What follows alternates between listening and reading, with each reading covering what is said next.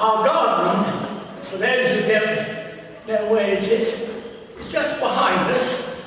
If you go to the front of the house and turn left, there's a little white gate, and our garden is at the back of the house, as most of the village gardens are. Now, St Matthew. There are 16,000 parish churches in England. 10,000 of them at least are medieval. As a group, I think they form the most wonderful collection in our heritage. They are visited more today than they ever have been. Now, the first mention of Warehorne is actually in its name, Warehorne Mass in Saxon, which, being interpreted according to the Oxford Book of Place Names, is the place by the corner, or the clearing by the weirs. This refers, I think, to the creek that once went between Warehorne and Carnarvon. The first mention of the church is in an edict of King Egbert in 820, giving the manor to one Godwin. The lords of the manor built most of the churches in England.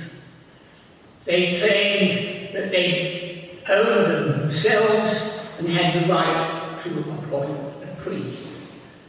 And I think it is very likely that the Godwin mentioned here in 820 was the first manor of Warehorne, and he probably built the first church.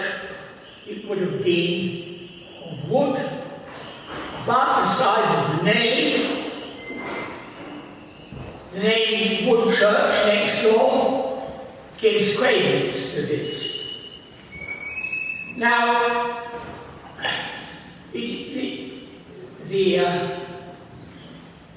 the manor is mentioned in the Domesday Book. Wait a minute, I'll read it. Warehorne in Ham 100 answers for one Sulung. A Sulung was about 200 acres. It belonged to the Archbishops of Canterbury, and land, it says, land for 2 ploughs, one in lordship, one in plough. 6 villagers with 3 small holdings have 1 plough. 12 acres of woodland, 6 pigs, value before 1066, and after 20 shillings, now 60. Inflation is nothing new. Can you all hear me all right? Good. Now, in the reign of King John, the lord of the manor was somebody called Alfred the Dean. We don't know very much about him, but in 1268, Richard de Bedford became lord of the manor, and he appointed the second priest.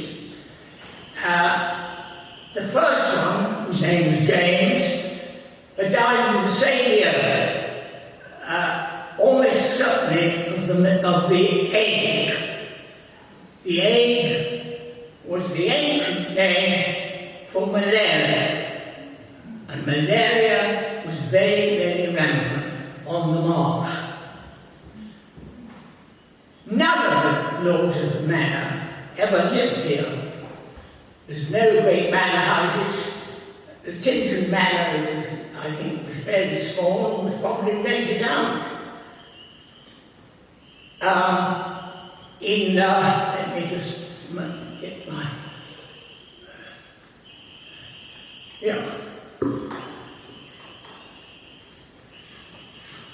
Richard of Bedford became the Lord of the Manor in 1338. He appointed the second rector. The first one, James, died, as I said, of the age.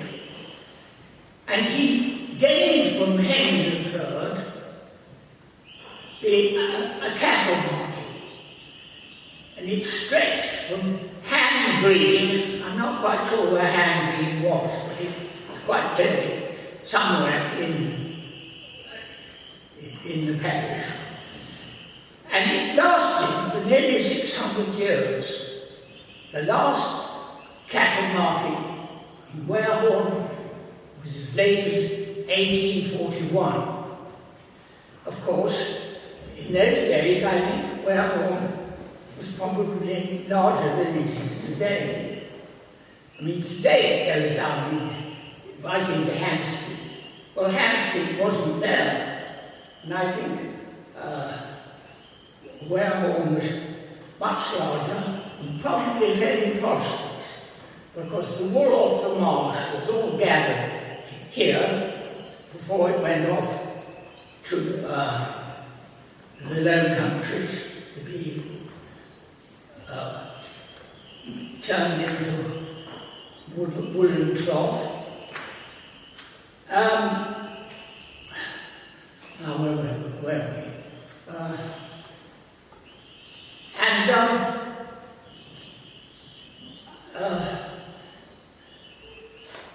Just a moment, let me just get this out. Yes, now this went on. In the year 1000, everybody thought that the world was going to end. When it didn't, there was a terrific upsurge of building in churches. They expanded, and everybody started to take religion very seriously. I think it was about this time that the little wooden church, by the way, I mentioned wood church, that proves the point, I think. The little wooden church here, which is the size of the nave, was almost certainly rebuilt in stone by this Richard de Bedford, who had appointed the cattle market by Henry III. Well, life went on, and in 1215, Pope Innocent III convened the Fourth Lateran Council. Lateran was the name of the Pope's palace before Michelangelo built St. Peter's. And this conference passed 71 edicts. Some of them are still in place in the Catholic Church today. All priests had to be unmarried, celibate. Of course, they all had mistresses. The host, the bread and wine, when the priest held it up above the altar, it was now definitely going to be the transubstantiation of the flesh, and it became the actual flesh of Christ and his blood. The laity were to be instructed in religion. The Mass was held in Latin. None of the congregation could read. So all the way around the walls of the churches, including St. Matthew's, had paintings of the Bible. And above them, the windows, the stained glass windows, did the same thing. And at that stage, the altars started to build up. Nearly every church had altars.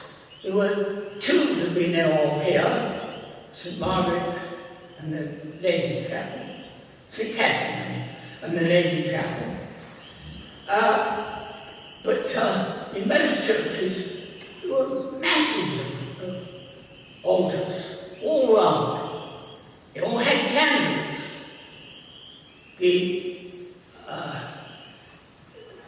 The churches must have been absolutely beautiful.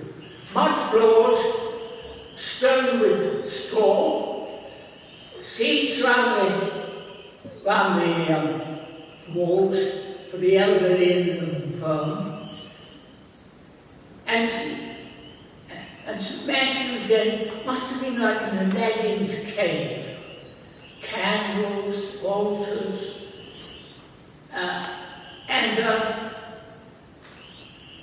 this went on for quite a few years until the year 1215, when Pope Innocent III, one of the greatest popes ever to sit on the throne of St. Peter's, convened the Fourth Lateran Conference.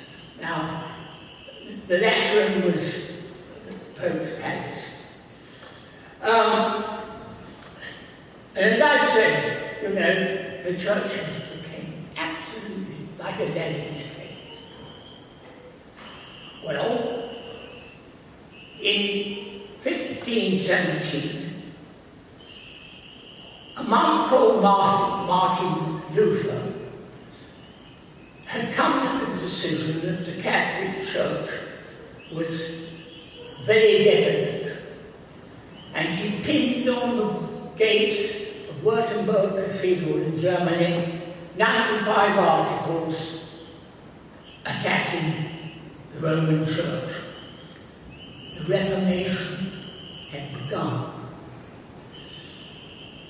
In England, there were quite a few people who agreed with him and became Protestants.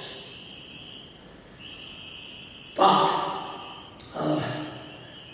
England remained basically Catholic until King Henry VII had two sons, a Prince Arthur and a Prince Henry. Prince Arthur married the daughter of the King and Queen of Spain,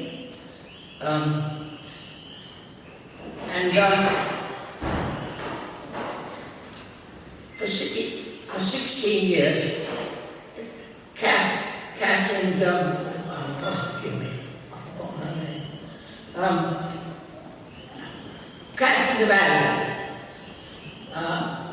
married Prince Arthur, but before the marriage could be consummated, Prince Arthur died.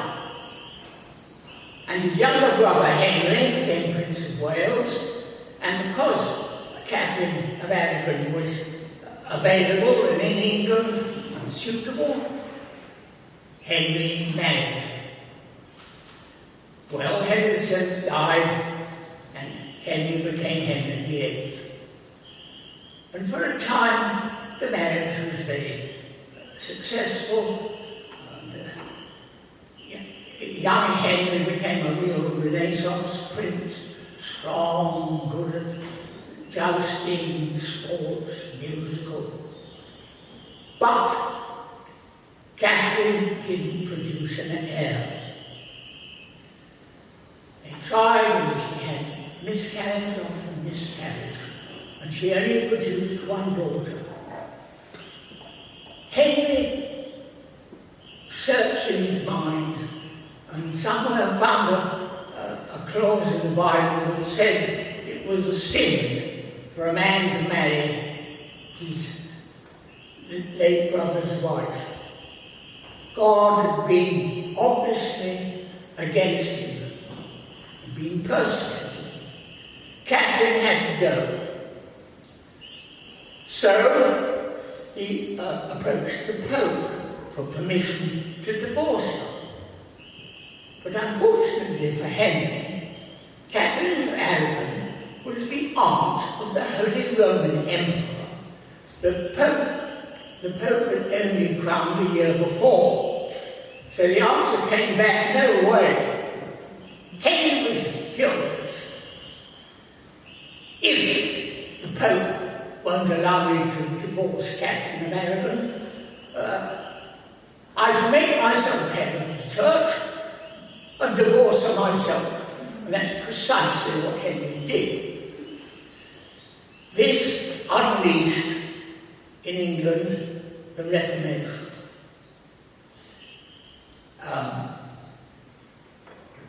Immediately, churches started to be stripped of their wall paintings.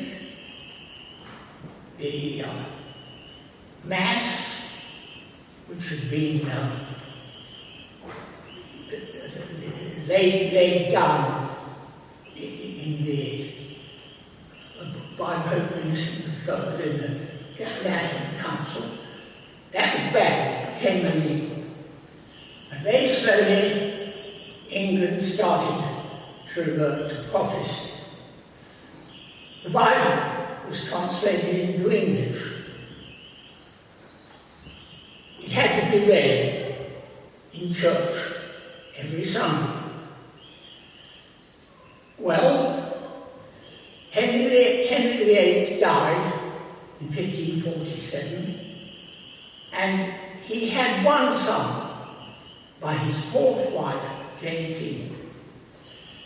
Edward VI, he was only 9 years old when he came to the throne. And his uncle, the Duke of Somerset, ruled in his place until he became of age. Well, he died before he reached the age when he could rule. But during his reign, the Protestants went much further. The walls were whitewashed, the windows were smashed, and the rude screens that had been put up in the days of Rome, which I shall tell you more about the rude screens in a minute, they were all taken down. And then Edward VI died. And his half-sister Mary, who was the daughter of Catherine of Aragon, became queen. She was an ardent Catholic. Back came all the trappings of Rome, the Mass, the holy days. There were 50 holy days, and they had been cancelled, but Mary brought them all back. She's known as Bloody Mary. Actually, she was a rather loving woman. But if you weren't a Catholic, then you were given the chance to revert. And if you didn't, you got burnt at the stake. And Archbishop Cranmer, who wrote the prayer book, he was burnt in Oxford. And hundreds and hundreds of people who have become ardent enemies of Rome were burned. Well, Mary died, and her half-sister Elizabeth came to the throne. She was a Protestant. Now imagine what it must have been like for the average cleric. One year he had to be a Protestant, the next year he had to be a Catholic. And it's rather odd that during this period, the priests remained in their livings. And at this time, Warehorne only had 2 priests. Well,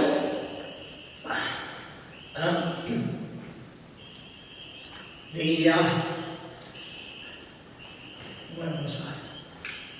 Yes. Well, Elizabeth was a Protestant, but Catholics were made illegal. When the Armada came, they were even more unpopular. And I remember many years ago, when I lived in Hollywood, down at Hollywood Corner, there was a bank of sandstone. And it was reputedly a Catholic chapel somewhere amongst the hills around Leeds Castle. And I found the entrance one day and went in, and there was a little Catholic chapel, all cut out of the sandstone. It's where the Catholics, in secret, held the Mass. And the Lateran Council had stipulated that when the priest held up the bread and wine, it actually became the flesh and blood of Christ. Everybody would be down on their knees, and they would look at the Mass in wonder. They didn't partake of bread and wine until Easter, when by law everybody had to take it. Well, life went on. King Charles I came to the throne, and at the beginning of his reign, the extreme Protestants were called Puritans, and in 1640, King Charles had to summon Parliament, and they were all Puritans. And as we know, the Puritans eventually cut the king's head off. Well, all of the beauty of the churches had survived were now completely demolished. And the churches became virtually just like empty barns. The altars were pulled down. In the chancel, there was just a table. The Mass, of course, was forbidden, and they only said Holy Communion as a mere memory. After a few years, in 1688, Oliver, 1688, no one. Anyway, Oliver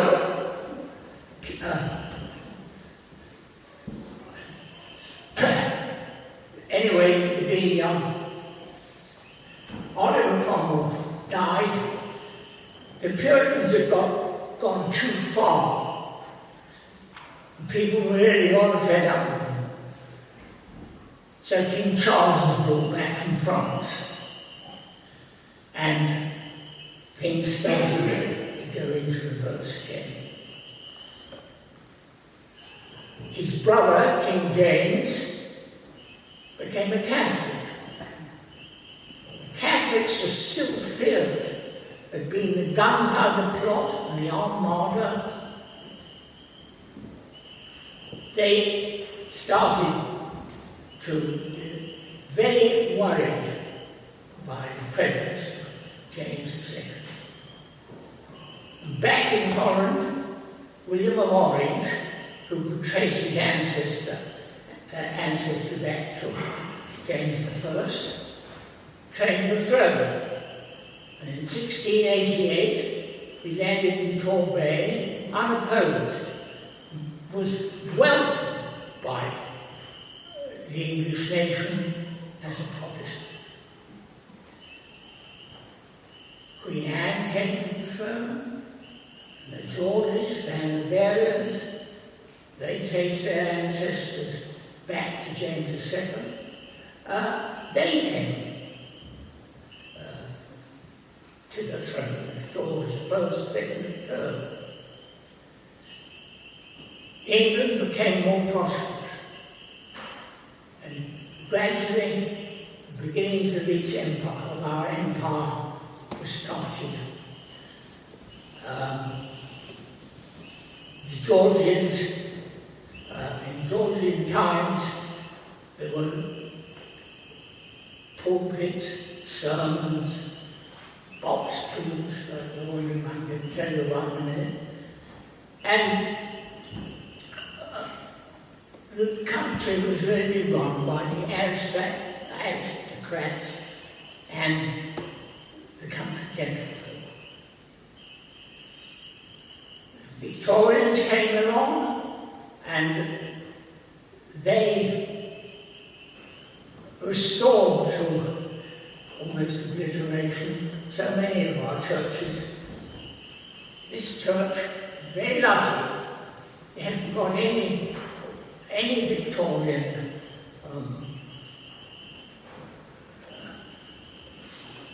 Victorian remains left. It's purely Georgian. Well, now, in Queen Victoria's time, people thought that everybody went to church. Well, they didn't.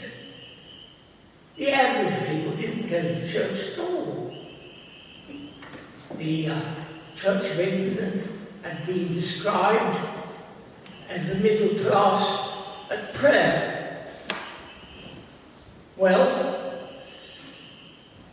we now come to nowadays, and I'm going to take you round the church to show you some of the clues that are found here to tell us how our ancestors lived. And let's start off, I'm going to use my spot. Let's start off with the north porch. Most churches had a south porch, and whether this ever had a south porch over there, I'm not sure. But anyway, the porch in medieval times was highly important. Lawsuits were argued out in the porch. And if you came to have an agreement with somebody who had a sheet of parchment, and you wrote your agreement on that side, and a complete copy of it on that side, you took a dagger and went like that down the middle, and if later there was a dispute, both parties brought their halves together, and that was proof of what they had decided. The indentures. The church also, the porch, was where marriage, the first half of the marriage service, took place. Most people in medieval times actually didn't get married for the same reasons they do today. Cost too much. Baptisms were held in the porch. Now the baptisms are quite elaborate. The godparents would bring the child to the porch and they would bring salt. They would salt on the baby's tongue, and then he would take his spit in his left hand and moisten the child's mouth and nose and ears, which was reminiscent of Christ healing the blind and dumb man. He would then sign the cross on the child's hand. The godparents would then take it into the font, and the font was surrounded by midwives, and they had herbs and ladies' beds drawn all around the font because the midwives used to stink. Well, the priest then would take the child, take its clothes off, sign the cross on its front, on its chest, turn it round and sign the cross on the back. He would then pick the child up and plunge it into the font 3 times, saying, to the Father, Son and Holy Spirit, to the Father, Son and Holy Spirit. And then the child would be lifted out, and it would be put into its caul, C-A-L, which is the sort of close of the hood, white, of course, for innocence.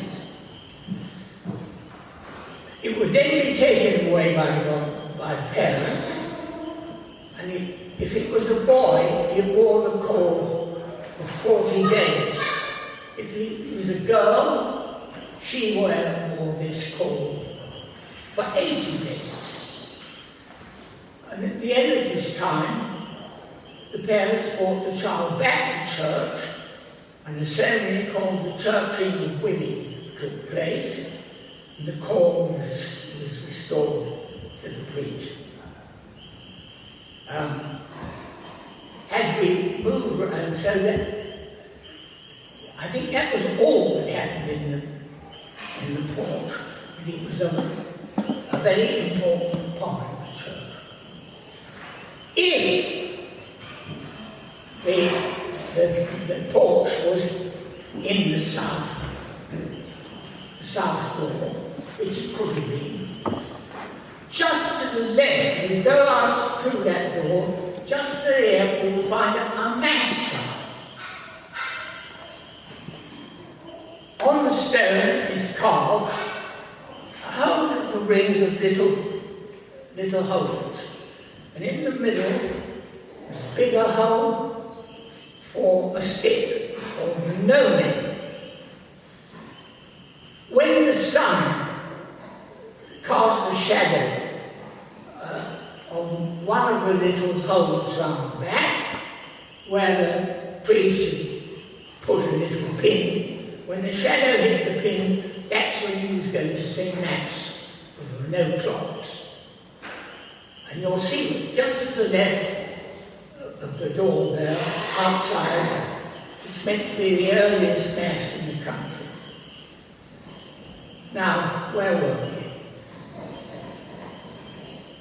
The arms of Queen Anne, look behind you, are up there above the chancel lodge, which is perpendicular and separates the church from the tower. The tower, by the way, was hit by lightning in 1770. The parish couldn't afford to have it refaced in stone, so it was refaced in that rather ghastly red brick, which was a great trend. Queen Anne's arms still had the fleur de lis. They date from 1708. And they still had the fleur de lis because the English crown claimed the French throne since the days of Edward III. And this is one of the last coats of arms to contain the fleur de lis, because in 1802 there was the Peace of Amiens, when Napoleon and the English government came to an agreement, and Napoleon squeezed everything possibly could out of the English government. And one of the clauses was that the Crown should cease to claim the Crown of France. So after Queen Anne, you will find the fleur-de-lis are left out of the Royal Arms. The prayer boards both sides, the Creed and Ten Commandments, were painted by Mr. Ward, and at the same time the arms were painted by him. And there is a bill in the church records. He did it for £8. In Georgian times, there was a minstrel's gallery across the arch there. And we have a record in the church records that the strings of the violins were always breaking, and they repaired 6 shillings a time. At the same time, there was a bill for the bells, and they were replaced for 6 shillings. And as our good friend Graham X has just had the bell ropes replaced, I think they cost considerably more than 6 shillings, probably several £100. Well, moving on, we come to the font. It's a very miserable font. It's the second one to be there. It's probably early Victorian. But the original font would have been far more elaborate. And in 1236, Edmund of Abingdon, the chancellor was the archbishop, and he decreed that all fonts would be locked because the witches went and stole the holy water in the font. So on old fonts you will always see the remains of the padlock and bar that was demanded by law.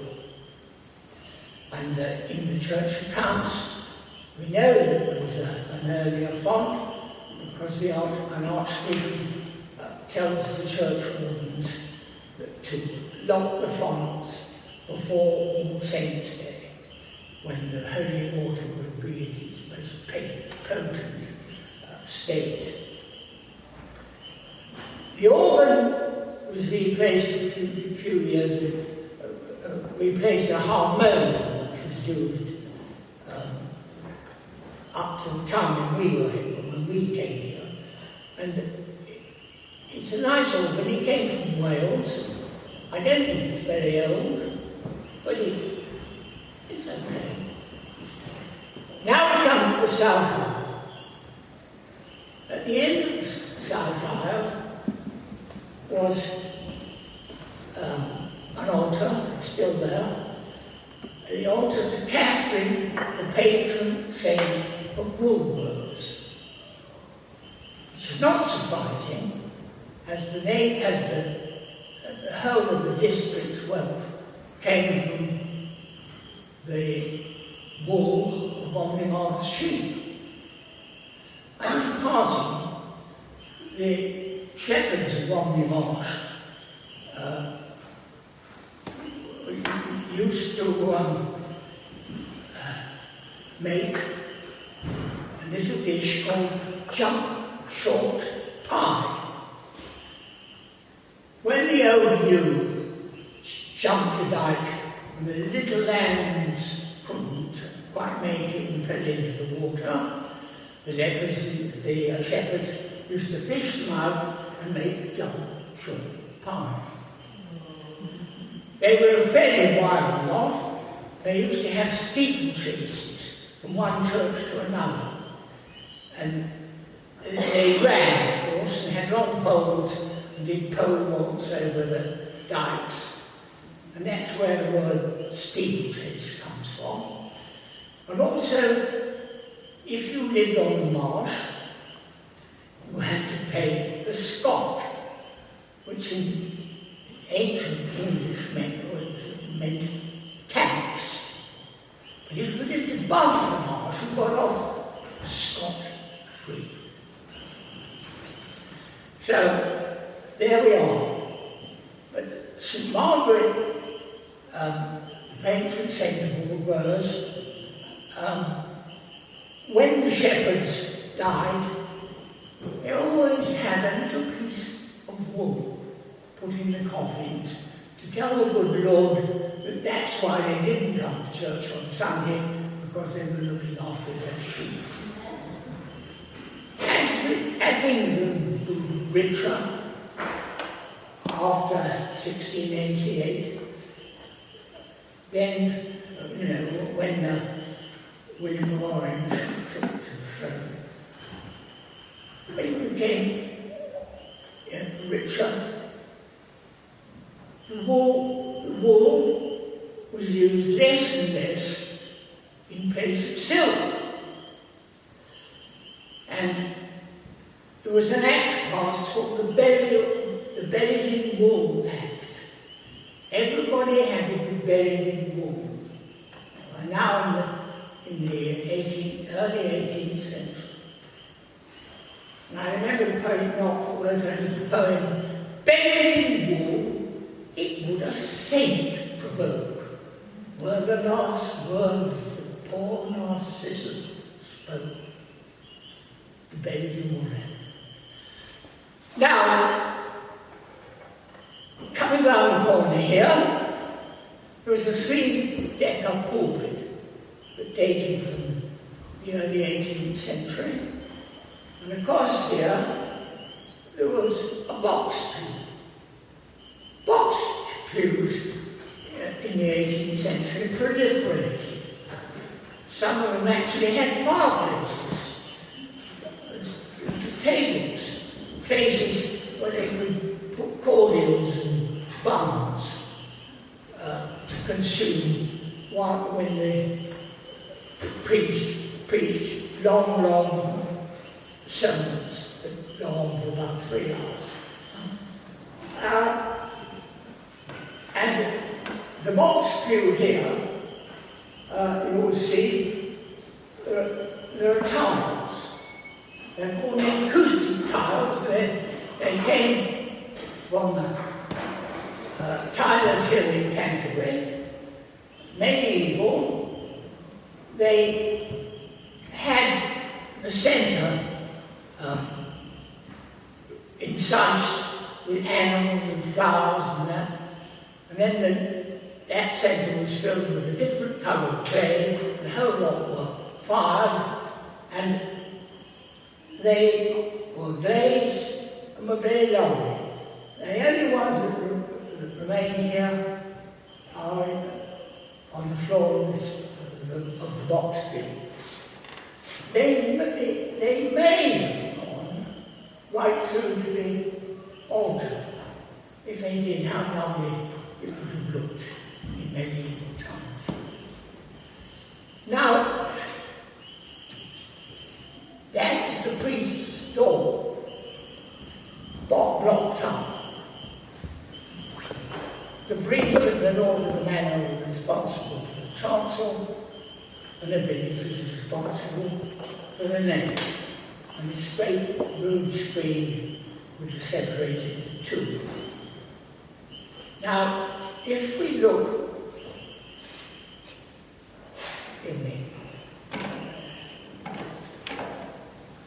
if we look to the right here, you will see,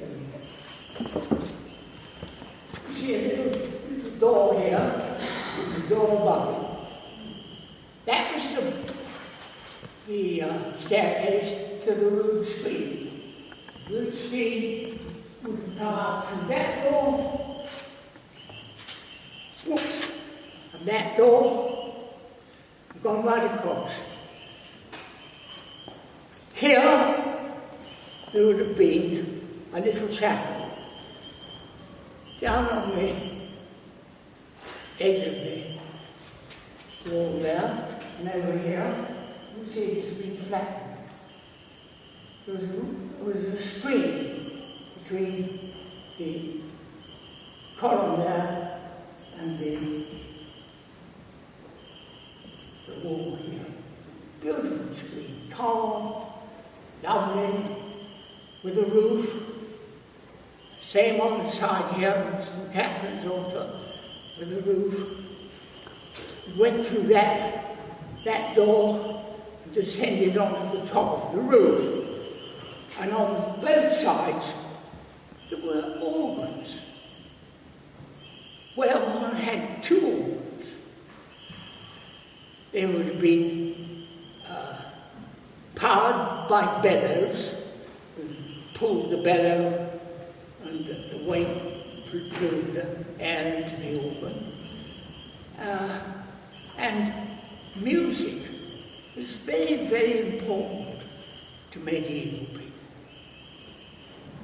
Hymns came in a bit later, but they used to chant the psalms, plain song. And I'm sure some of you have heard plain song. It's beautiful. And every year in the autumn, the Catholic Choral Society held a mass in the church of, I can't remember, they held a mass, and the singing is absolutely beautiful. They sing everything, the Lord's Prayer, the Creed, and it's very beautiful. And this is what medieval people would have heard in this church every day. Well, moving now up to the high altar, the prayer altar. Moving up to the high altar, the Catholic Church, what was that name? The Council of what was it? Trent. I've forgotten the name. The Lateran Council. The Lateran Council stipulated that the altars must be slabs of stone, with a cross in each corner and a cross in the middle for 5 wounds of Christ. And that would have been on the high altar. And the cross was a sign originally of torture. What would you have felt like if you'd come into St. Matthew's and seen a big photograph of a guillotine, a big photograph of an electric chair up on the high altar? Well, you'd be horrified. But this is exactly what people came face to face with in the very early days of the Christian Church, because the cross was a sign of torture, probably the most cruel death that mankind has ever conceived, crucifixion. So for quite some time, early Christians used to be very careful about the cross, because if you were trying to persuade people to become Christians, to say that your leader was crucified on the cross was hardly a good advertisement. And the first reference to the cross is scratched on the wall in Rome. A man on a cross with a donkey's head and a slave underneath mocking it. And, initially, the cross was a terrible sign. But as time went by, men realized the cross symbolises the crucifixion of Christ and the forgiveness of sins. The cross became accepted, particularly when the Emperor Constantine made Christianity the Church of Rome. Made Christianity obligation. Christianity became the main religion of the Roman Empire. Now, going on around the church, that is one of the boards that marks a field somewhere in the parish, I can't remember where. It was the charity. And on the windows, you see, there are little round marks with a cross in the middle, and they're witches' marks that were put there to keep the witches from coming into the church. And where the books are here is a low sill. And that was probably the Easter sepulchre. Yes. Oh, you can't hear, sorry. I moved away from the microphone. John. Sorry, John. Thank you, John. Yeah. What? Oh, yeah, I'm sorry about that. Did you all hear about the cross? Yeah. You did? I'm silly on me, I'm sorry. Anyway, here we are. Where the bookcases are is the level sill. Now, at Easter, or rather on Palm Sunday, there would have been two processions. The priest and the church wardens, and the village. And they would go round the church, clockwise and anti-clockwise, and meet at the village cross in the churchyard, no longer there. They would then come into the church, and the story of the Passion would be sung, and everybody had branches of yew trees and waving around and ferns. And the following Maundy Thursday,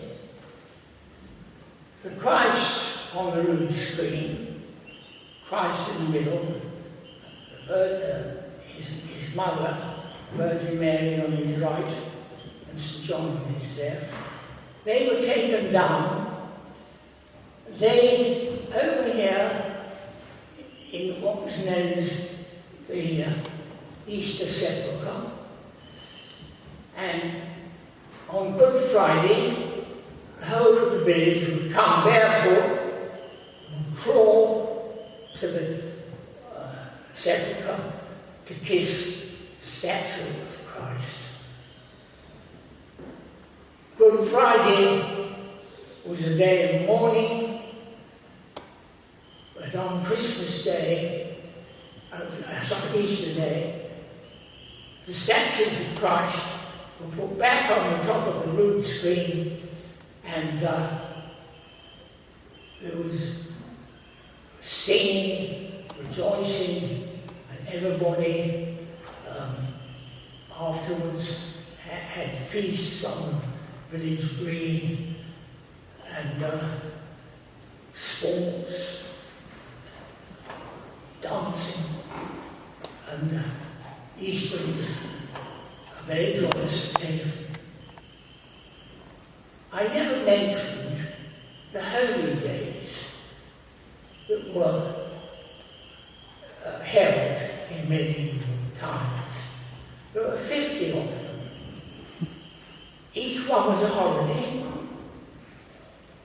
Feasting, great services in the cathedral. And of course, when the Reformation came, the whole lot was wiped out. Pity. Well, I think, I instead talk about the way the church expanded. As I said, as the millennium approached, men thought it was going to be the end of the world, and when it didn't, churches were expanded. Well, the choir of Canterbury Cathedral burned down in 1174, and the Dean and Chapter commissioned a Frenchman called William of Samos to come and rebuild the choir. The Gothic architecture had started off in Saint-Denis, just outside Paris, and was the latest thing. William of Sons built the first Gothic arches, which were pointed. He built the choir in Canterbury in the Gothic style. And these arches here were copies of the arches in Canterbury. The aisles were built, pierced, and these arches were put there. They're made of Bethesda marble, rather beautiful, bands of ironstone, and the chancel behind me was then added, and last of all the church tower. Now we already told you, have I mentioned that the church tower was hit with lightning? Mm-hmm. I did say that, didn't I? Yeah. Well, I think that's it. Now, let's all go off into the garden. As I said, God has been very kind to us. The weather is lovely. Go to the front door of my house, turn left, go through the white door, and you can see Elizabeth's garden, which this year looks better than I think I've ever seen. Thank you very much.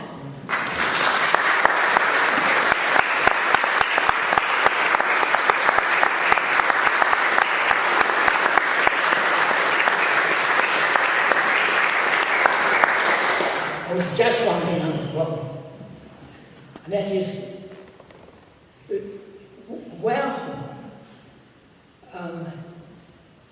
has a lot of families that date right back into medieval times. There is a gentleman here whose family, the Maidens, can trace their ancestry right back to the Doomsday. There's a vicar called Jenkins, who's buried here. There's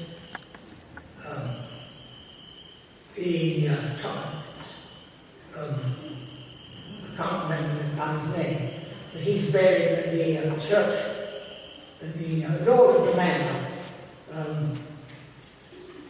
He's buried there. His wife has got wearing a butterfly helmet. All the brass has been removed. There's a Thomas Burr buried there. And there's a Burr farming up the road to Ham Street. And there's another Burr buried in, which church was it? Snargate, I think. And